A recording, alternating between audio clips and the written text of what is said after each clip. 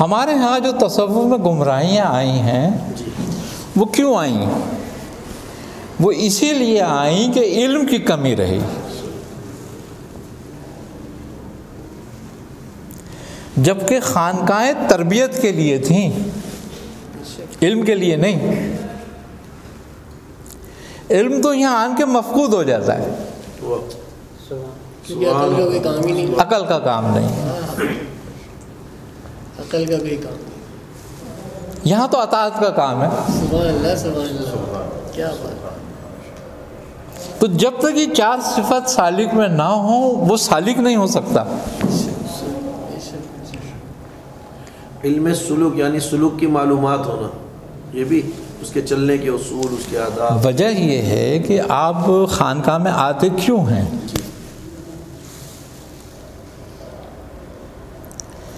مدرسہ جو ہے، دارالعلوم جو ہے، وہ اللہ کا نشان بتاتا ہے، اور یہ اللہ تک پہنچاتا ہے۔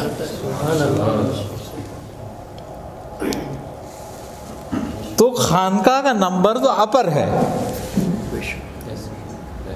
بڑے بڑے بڑے بڑے عالم دین، بڑے بڑے علماء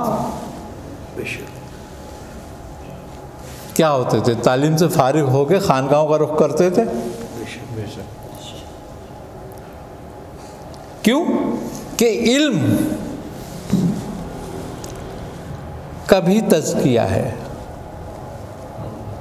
جب تک علم کا تصفیہ نہ کیا جائے تو نفس کا تزکیہ نہیں ہوتا، اور علم بغیر تصفیے کے شر ہے پھر۔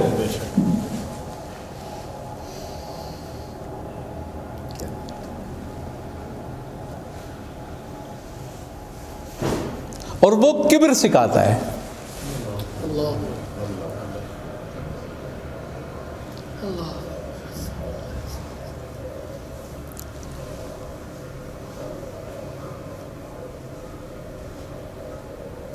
تو یہ چار صفتیں سالک کے لیے ایسی ہیں کہ اگر ان سے کسی ایک صفت سے بھی آ رہی ہے تو وہ صاحب سلوک نہیں ہو سکتا۔ پھر اپنے تئیں وہ کچھ بھی ہو مگر قانون نہیں ہے پھر وہ۔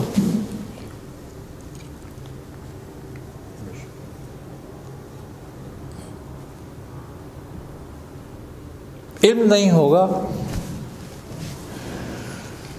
تو وہ قدرت کے اختیار اور اپنے اختیار، قدرت کے جبر اور اپنے اختیار کو نہیں سمجھ پائے گا۔